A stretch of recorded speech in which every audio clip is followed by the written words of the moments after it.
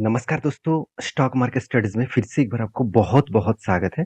तो आज मैं फिर से आपके सामने कुछ कंपनीज़ के अपडेट और इन्फॉर्मेशन लेके आया हूँ और आज का जो वीडियोज़ है बहुत इंटरेस्टिंग और बहुत हाई इन्फॉर्मेशन आपके साथ में शेयर करूँगा और इस इन्फॉर्मेशन देखने के बाद आपको खुद पता लगेगा कि हाँ, इस सेक्टर में कितना पोटेंशियल है और इस सेक्टर में जो-जो कंपनीज़ के बारे में मैं बात करूँगा, वो कंपनीज़ के फ्यूचर का विज़न कितना बड़ा है और फ्यूचर में इस कंपनी कितना बड़ा हो सकते हैं।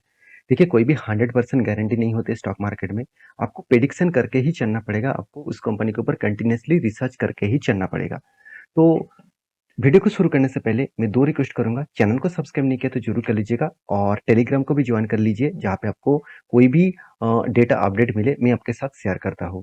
सब कुछ मेरे जो शेयरिंग है, वो एजुकेशन पर्पस में होता है। कोई भी टिप्स देने का, कोई भी बाय एंड सेल का, कोई भी यहाँ पे रिकमेंडेशन नहीं है। तो चलो देख लेते हैं कौन-सा कंपनीज़ है, उससे पहले सेक्टर कौन-सा है। देखिए, सबसे पहले एक डेटा मैं आपको बता दूँ, इंडियन जो इलेक्ट्रिक जो व्हीकल्स है, इसका जो सप्लाई इक्विपमेंट का मतलब क्या है कि इंडियन जितने सारे गाड़ियाँ हैं, उसमें जो सप्लाई का जो डिमांड है, उसका जो इक्विपमेंट मतलब गाड़ी सिर्फ़ इलेक्ट्रिक गाड़ी बनाने से कुछ नहीं होगा।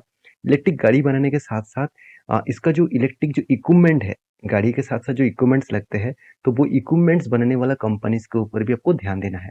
क्योंकि आज मेरे जो टॉपिक्स है, वो इक्विपमेंट्स बनाने वाला कंपनीज़ के ऊपर ही है। क्योंकि देखिए गाड़ी कोई भी कंपनी बनाए, चाहे वो टाटा बनाए, चाहे महिंद्रा, चाहे मारुति, चाहे वो हुंडई, चाहे वो एमजी, कोई भी कंपनीज़ बनाए, तो वो सारे कंपनीज़ के कोई ना कोई दूसरी कंपनी से वो इक्विपमेंट खरीदते हैं। मतलब ऑटो इंसिलरीज़ खरीदते हैं। तो मैं आज कुछ ऑटो इंसिलरीज़ कंपनी के बारे में बात करूँगा, जो फ्यूचर में एक बड़ा धमाका दे सकते हैं। तो सेक्ट अभी देखिए कंपनी एक डेटा रिपोर्ट पब्लिश किया है, दोनों 2019 के रिपोर्ट के हिसाब से मार्केट साइज़ कितना है 1000 अ, मतलब 1000 डॉलर के 1000 के आसपास है। अभी वो मार्केट शेयर साइज़ बढ़ के हो जाएगा 2025 तक 13,833 डॉलर्स के आसपास और कंपनी का ग्रोथ होगा करीबन 54% के आसपास। तो सोचिए इतना बड़ा अगर ग्रोथ होगा, तो क्या उस कंपनी का और उस सेक्टर का ग्रोथ नहीं होगा? तो इसीलिए मैं पहले ही बोल चुका हूँ कि जो कंपनीज़ के बारे में डिस्कशन करूँगा, ध्यान से उस चीज़ को देखना। और एक डेटा के रिपोर्ट के हिसाब से मैं आपको बता दूँ, अगर मैं इलेक्ट्रिक गाड़ी के सेल्स के बारे में बात करूँ तो इस बार टाटा मोटर्स ने जो ईवीज़ नेक्सॉन ईवीज़ है वो 50,000 करोड़ से भी सेल्स बढ़ा चुके हैं। तो 50,000 करोड़ से भी ज़्यादा खुद का प्रोडक्ट को गाड़ियों को बेच बेच चुके हैं। तो सोचिए सॉरी 50,000 करोड़ का टोटल ईवी को सेल्स कर चुके हैं। तो सोचिए कितना हाई ग्रोथ पोटेंशियल इस सेक्टर के ऊपर है। और एक डेटा मैं आपको बता दूँ, आप ये भी देख सकते हैं कि टॉप जो 10 कंपनीज़ है, जो इलेक्ट्रिक कार्स बेचते हैं, उनमें से सबसे ज़्यादा नंबर 1 में है टाटा के नेक्सॉन, उसके बाद भी देखिए टाटा का टिगोर, उसके साथ-साथ आप देखेंगे तो एमजी का जेडएस है, उसके साथ-साथ हुंडई का कोना है, उसके साथ-साथ वॉल्वो का भी अ रिचार्जेबल XC40 है। तो इस तरीके से अलग-अलग कंपनीज़ क्या करते हैं ईवीज़ के ऊपर काम करते हैं। सिर्फ़ यही कंपनी नहीं, बहुत सारे बसेस कंपनी जैसे अशोक लेलैंड हो गया, ओलेक्ट्रा ग्रीनटेक हो गया और भी बहुत सारे बसेस कंपनी है, वो भी ईवीज़ के ऊपर काम करते हैं। और एक रिपोर्ट भी यहाँ पे आया हुआ है, वो रिपोर्ट आप देखेंगे कि एलन मार्क्स भी टेस्ला इंडिया में बनाने के लिए वो ऑफिस ले रहा है और पहले वो छोटे छोटे से काम स्टार्ट करेंगे, उसके बाद मार्केट को देखते हुए वो खुद का बड़ा सेटअप इंडिया में करने वाला है। इसीलिए कंपनी ये भी बता चुके हैं कि कंपनी ऑफिस बनाने के लिए पुणे को सिलेक्ट किया और मंथली रेंट कितना वहाँ पे देना पड़ेगा 11.65 लैक्स के आसपास। 11.6 लैक्स के आसपास पर पर मंथ उसको सिर्फ ऑफिसेस का रेंट देना पड़ेगा। तो सोचिए कितना बड़ा वो ऑफिस बनाने वाला है। तो सोचिए कंपनी इतने बड़े खर्चे इसीलिए कर रहा है क्योंकि कंपनी इंडिया में खुद का हब बनाने वाला है। तो इस बेसिस में देखा जाए तो इंडिया में इलेक्ट्रिक व्हीकल का ग्रोथ साथ ही साथ ऑटो इंसिलरीज कंपनी का ग्रोथ बहुत तेजी से होने वाला है।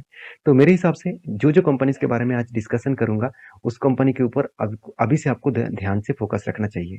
उनमें से फर्स्ट जो कंपनी जिसके बारे में बात करूँ उसका नाम है मीन उनमेंडा। तो उनोमिंडा एक ऑटो इंश्योरेंस कंपनी है। अगर सेक्टर वाइज बारे में बात करूँ तो इंडिया की 5th लार्जेस्ट कंपनीज है।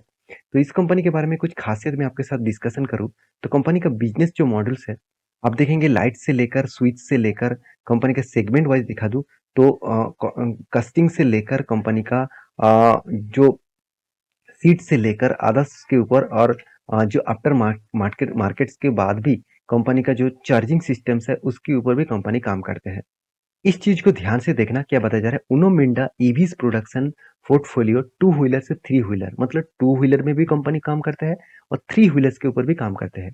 जहाँ पे क्या क्या है, देखिए मोटर कंट्रोलर है, बैटरी मैनेजमेंट सिस्टम है, डीसी एंड डीसी कन्वर्टर्स है, बैटरी पैक है, उसके साथ साथ ऑफबोर्ड जो चार्जर है, एलसीडी केबल्स है, उसके साथ साथ company automatic vehicle alert system है, उसके साथ आप देख सकते हैं कुछ मोटर्स है, ट्रांजिस्टर्स है, उस सॉरी टेलीमेटिक्स है, उसके साथ साथ बॉडी कंट्रोलर्स मॉड्यूलर्स है, उसके साथ ऑनबोर्ड चार्जर है, साथ ही साथ स्मार्ट प्लास भी है। तो इस तरीके से कुछ मतलब यहाँ पे प्रोडक्ट देखने को मिलेगा जो ईवी थ्री व्हीलर और टू व्हीलर दोनों प्रोडक्ट के ऊपर कंपनी प्रोडक्ट को बेचते हैं। तो इसमें कंपनी का हाई ग्रोथ होने का चांसेस है। और कंपनी किस तरीके से ग्रोथ हुआ टू व्हीलर में आप देखेंगे तो कंपनी 2023 के फर्स्ट क्वार्टर में इसका डेटा आया था 23 के आसपास, और अभी डेटा कितना आया 136, और वो भी कब आएगा फाइनेंशियल ईयर 2024 के हिसाब से। तो यहाँ पे एक high growth of potential company बढ़ा चुके हैं, और वो भी टू व्हीलर सेल्स के मामले में। तो सेल्स में इतना बड़ा ग्रोथ हो रहा है, तो सोचिए कितना बड़ा अपकमिंग ईयर्स में ग्रोथ और भी बढ़ने वाले हैं। देखिए कंपनी का जो प्रेजेंट जो व्यू है वो देखा जाए तो कंपनी अमेरिका से लेकर यूरोप मार्केट में, साथ ही साथ देखा जाए तो कुछ चाइना से लेकर थाईलैंड से लेकर कुछ कंट्रीज में कंपनी खुद को प्रोडक्ट को सेल करते हैं। अभी कंपनी का जो प्रोडक्शन है वो प्रोडक्शन जो जो कंट्रीज के ऊपर हो रहा है वो अब ध्यान से देखेंगे तो कंपनी के 6 अलग अलग प्लांट्स है और 6 सेल्स ऑफिस है और कुछ R&D रिसर्च सेंटर भी है। और वो भी इंडिया में देखेंगे तो 67 प्लांट्स है। उसके साथ साथ R&D रिसर्च सेंटर 24 के आसपास है। कंपनी के हेडक्वार्टर भी इंडिया में है, रजिस्टर्ड ऑफिस भी इंडिया में है। अगर यही चीज के बारे में बात करूँ तो नॉर्थ अमेरिका साउथ अमेरिका में भी आपको दो अलग अलग प्लांट दिखेगा, जहाँ पे मैक्सिको और कोलंबिया में है। और यूरोप में जहाँ पे आप देखेंगे फ्रांस, स्पेन, जर्मनी, अलग अलग जगह पे। फ्रांस में क्या है, फ्रांस में कंपनी का सेल्स ऑफिस है। स्पेन में सेल्स ऑफिस के साथ साथ R&D सॉरी प्लांट के साथ साथ R&D सेंटर भी है। जर्मनी में प्लांट के साथ साथ R&D सेंटर भी है। एशिया में देखा जाए तो इंडोनेशिया, जहाँ पे प्लांट के साथ साथ देखा जाए तो सेल्स सेंटर भी है। और मतलब ताइवान के ऊपर देखा जाए तो कंपनी का सिर्फ R&D सेंटर है। और थाईलैंड के ऊपर कंपनी का सेल्स सेंटर है। और वियतनाम के ऊपर सेल एंड प्लांट भी है। जापान के ऊपर कंपनी का सेल्स सेंटर है। साउथ कोरिया में सेल्स सेंटर है। तो कंपनी का हर जगह पे कंपनी खुद को फैला के रखा, और इस बेसिस में कंपनी का अच्छा खासा ग्रोथ हो सकता है। कंपनी के देखिए 1022 से भी ज्यादा इंजीनियर्स है, 30 से भी ज्यादा R&D इंजीनियर्स है, 55 से भी ज्यादा R&D टेक्नोलॉजी प्रोजेक्ट है, और 140 से भी ज्यादा कंपनी का प्लांट मतलब प्लांट भी है। और 394 से भी ज्यादा इसका पेटेंट्स भी कंपनी बना चुके हैं। और 381 डिजाइन कंपनी रजिस्ट्रेशन भी करा चुके हैं। तो कंपनी के परफॉर्मेंस वाइज बात करूं तो कंपनी में बहुत बेस्ट ऑफ परफॉर्मेंस देखने को मिलेगा। मार्केट कैप 33,000 करोड़ के आसपास देखने को मिला है। आरओसी आरओई बेस्ट है। कंपनी का पी रेशियो थोड़ा सा हाई है, कोई बात नहीं। कंपनी का डेप्थ कम है, एनुअली इनकम भी अच्छा है। कंपनी के प्रोमोटर के पास होल्डिंग्स भी अच्छा खासा देखने को मिला। अगर प्रॉफिट एंड लॉस के बारे में बात करूं तो कंटिन्यूसली कंपनी सेल्स को इंक्रीज किया, और इस बार कंपनी हाईएस्ट प्रॉफिट जनरेट किया, आज तक की हाईएस्ट प्रॉफिट जनरेट किया 700 करोड़ के आसपास। और इसीलिए शायद कंपनी के sales growth, profit growth, return of equity और परसेंटेज ऑफ रिटर्न में धमाका देखने को मिला है। अभी इस कंपनी के इन्वेस्टर के बारे में बात करूं तो प्रोमोटर से लेकर एफएसडीएस पब्लिक हर किसी के पास इन्वेस्टमेंट है।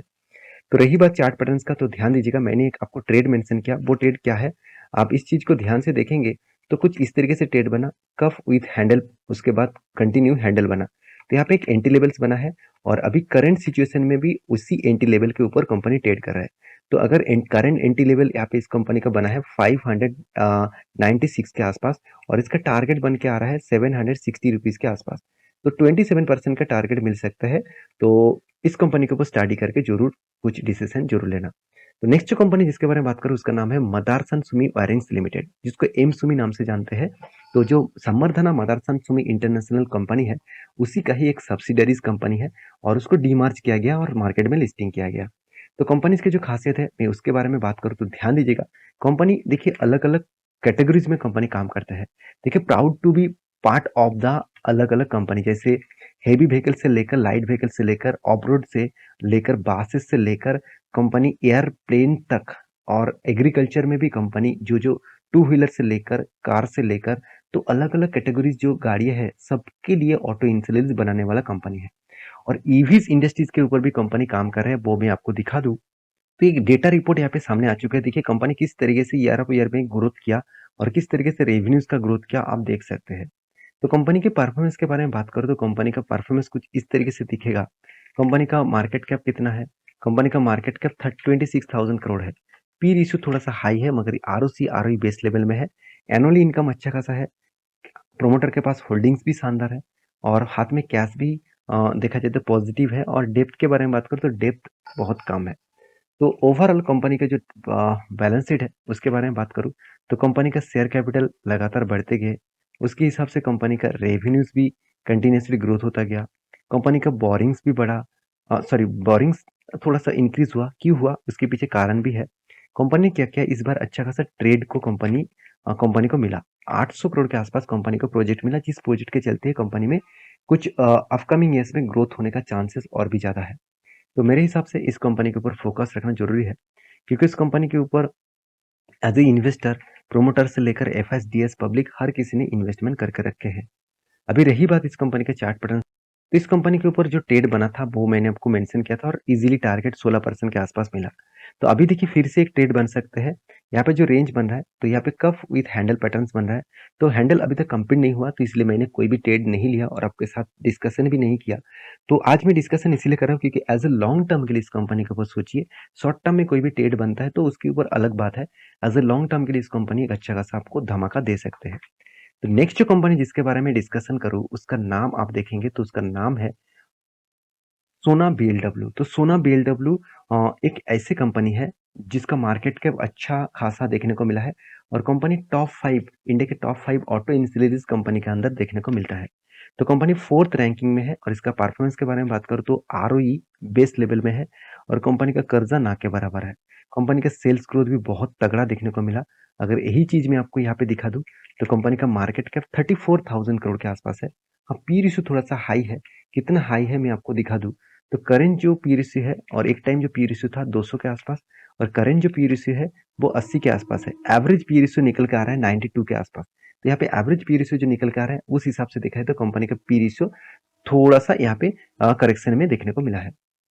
तो इस कंपनी के प्रॉफिट एंड लॉस के बारे में बात करूं तो देखिए सेल्स हर साल में कंपनी इंक्रीज करते चले जा रहा है। लास्ट ईयर्स में भी कंपनी का जो सेल्स था उससे उसको भी बीट किया और करेंट जो ईयर्स चल रहा है वो भी वहां पे भी बीट हुआ।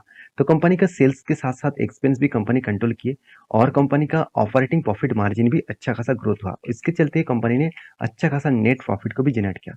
ये सारे चीज इसीलिए हो रहा है क्योंकि कंपनी का कुछ परफॉर्मेंस अलग तरीके से देखने को मिला। इस सारे अच्छा खासा परफॉर्मेंस होने के पीछे यही कारण है। कंपनी जिस सेक्टर के ऊपर काम कर रहे हैं वो टोटली इसका जो प्रोडक्ट समरी है वो आप देखेंगे तो electric cars, two wheelers and three wheelers और वो भी इलेक्ट्रिक, उसके साथ साथ इलेक्ट्रिक जो कमर्शियल व्हीकल्स है उसके ऊपर भी काम कर रहे हैं।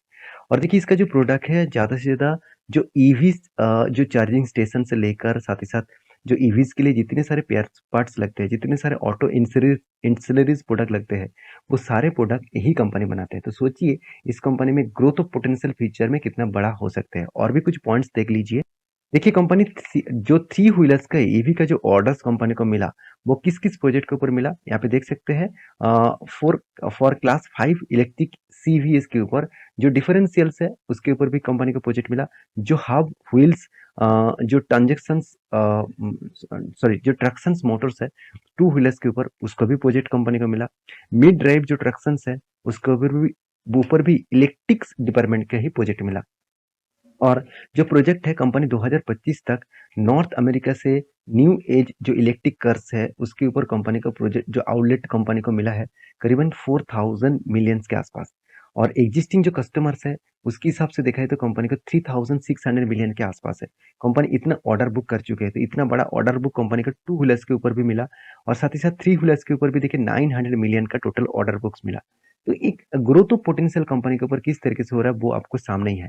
और ध्यान से इस चीज को देखेंगे तो कंपनी जो मतलब अलग अलग अलग डाइवर्सिफिकेशन करके रखा खुद के बिजनेस को, चाहे वो कमर्शियल व्हीकल हो, चाहे वो पर्सनल कार्स हो, चाहे वो टू व्हीलर्स हो, हर सेक्टर में कंपनी खुद को प्रोडक्ट को अच्छी तरीके से बेच रहा है। और कंपनी का जो पेजेंस है, जिस हिसाब से देखा जाए तो कंपनी का टोटल इंडिया में 16 से भी ज़्यादा कस्टमर्स है, जहाँ पे 4 अलग-अलग यहाँ पे देखा जाए तो कंपनी 7 से लेकर 7 अलग-अलग प्रोडक्ट कंपनी अलग-अलग जगह पे बेच रहा है। नॉर्थ अमेरिका में कंपनी का 6 कस्टमर्स है और यूरोप में 5 कस्टमर्स है और एशिया में 4 कस्टमर है। आपको लग रहा है कि 4 कस्टमर मतलब सिर्फ 4 ही कस्टमर है, 4 कस्टमर नहीं है, 4 टोटली उस कंट्री में उसी 6 कंपनीज टोटली खुद को डिस्ट्रीब्यूशन के हिसाब से डिस्ट्रीब्यूटर के हिसाब से काम कराता है।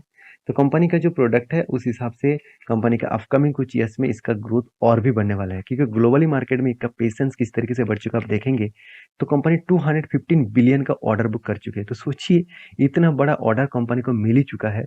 तो अगर आपको 5 साल तक ऑर्डर ना भी मिले तो कंपनी अच्छा खासा यहाँ पे खुद को रिप्रेजेंट कर पाएंगे। 8 बिलियन से भी ज़्यादा कंपनी का ऑर्डर कंज्यूमर जो बेसिस है वो उसको कंपनी एक्वायर कर चुके हैं, पिकअप कर चुके हैं। 13 बिलियन ऑर्डर कंपनी एडेड कर चुके हैं 2024 के Q1 के हिसाब से। और देखिए कंपनी का ऑर्डर्स बुक यहाँ पे भी है, टोटल ऑर्डर बुक जो है 220 बिलियन का। तो एक बहुत बड़ा ऑर्डर मिला और ज़्यादा से ज़्यादा ऑर्डर कंपनी को कहाँ पे मिला, कंपनी का ईवी सेक्टर में 171 बिलियन का 78% का ग्रोथ यहाँ पे देखने को मिला है। जिसमें से पीवी पर्सनल व्हीकल्स है सबसे ज़्यादा यहाँ पे कंपनी को टेंडर मिला, ऑर्डर मिला। Two wheelers and three wheelers के ऊपर कंपनी का 9% का ऑर्डर मिला। और जो अलग अलग जो हेवी व्हीकल्स है, ऑफ रोड कार है, साथ ही साथ ट्रक एग्रीकल्चर जो गाड़ी है उसमें 6% का कंपनी का प्रोजेक्ट मिला। और नॉन इलेक्ट्रिक व्हीकल्स के ऊपर कंपनी का 49 बिलियंस का कंपनी का प्रोजेक्ट मिला। वो ग्रोथ हो चुके हैं 22%। यहाँ पे पर्सनल व्हीकल्स के ऊपर 6%, सीबीएस के ऊपर 8% और थ्री व्हीलर्स सॉरी और एग्रीकल्चर डिपार्टमेंट में 8%। तो कंपनीज के ग्लोबली मार्केट में जो पेजेंस है वो किस तरीके से ग्रोथ होने वाला आप देख सकते हैं। 2009 में 19 में क्या था 4.5% था, वो बढ़ के हो चुके हैं 2022 में 7.2%। तो सोचिए इस कैटेगरीज में कंपनी का कितना बड़ा यहाँ पे एक योगदान है और कितना बड़ा खुद का पोटेंशियल है फ्यूचर में आगे बढ़ने का। तो रही बात इस कंपनी के परफॉर्मेंस के बारे में तो मैं आपको पहले ही दिखा चुका हूँ। अभी प्रोमोटर से लेकर एफएसडीएस के पास भी होल्डिंग्स है। आप कहेंगे सर प्रोमोटर ने खुद को तो माल बेच दिया, क्या कंपनी खराब हो जाएगा, बर्बाद हो जाएगा? ऐसे बिल्कुल नहीं। बहुत सारे कंपनीज के ऊपर प्रोमोटर तो माल बेचकर प्रोमोटर का होल्डिंग जीरो भी कर दिया, क्या वो कंपनी खराब है? जैसे एग्जांपल के हिसाब से आईसीआईसीआई बैंक, आईटीसी। तो इस तरीके से कंपनी खुद का प्रोमोटर ही नहीं है। एलएनटी सबसे बड़ा कंपनी है, तीनों ही निफ्टी 50 का कंपनी है। इतनी बड़े कंपनी के ऊपर प्रोमोटर नहीं है तो उसमें कोई चिंता करने का जरूरत नहीं है। तो इस कंपनी के ऊपर भी छोटा कंपनी है, फिर भी रिक्सी कंपनी है मान लेता हूँ। तो फिर भी प्रोमोटर नहीं है इसका मतलब कंपनी खराब हो गया, वो बात नहीं है। कंपनी का बिजनेस और कंपनी का अपकमिंग कुछ विजन्स के बारे में आपके साथ डिस्कस कर चुका हूँ। तो रही बात इस कंपनी के चार्ट पैटर्न, तो यहाँ पे देखिए एक ट्रेड मेंशन किया था मैंने आपको, यहाँ पे शोल्डर कम हेड कम शोल्डर बना और अभी तक कंफर्मेशन नहीं हुआ। जब कंफर्मेशन हो जाएगा तो जो टारगेट निकल के आ रहा है वो 34% के आसपास, जो टारगेट बनेगा करीबन 815 के आसपास और एंटी लेवल जो बनेगा 606 के आसपास। तो इस एंटी लेवल यहाँ पे मैं नहीं कहूंगा, जब जिस जगह पे ब्रेकआउट होगा उसी जगह पे एंटी बनेगा। तो मैं टारगेट लेवल आपको मेंशन कर चुका हूँ, इस टारगेट को लेकर मैं चलूंगा क्योंकि यही इसका टॉप रेंज है। तो यहाँ पे अगर एंटी बनता है तो इस टॉप रेंज तक वो जरूर अचीव करेगा। बाकी आप समझदार है उस हिसाब से जरूर काम करना। और आई होप वीडियो आपको अच्छा लगे तो प्लीज लाइक करना, दोस्तों के साथ शेयर भी करना। और आप कौन सा टॉपिक के ऊपर वीडियो देखना चाहते हैं मुझे जरूर कमेंट्स करके बताना। मिलते हैं नेक्स्ट वीडियो में, तब तक के लिए अच्छे से रहिए, अपने ख्याल रखिए, धन्यवाद।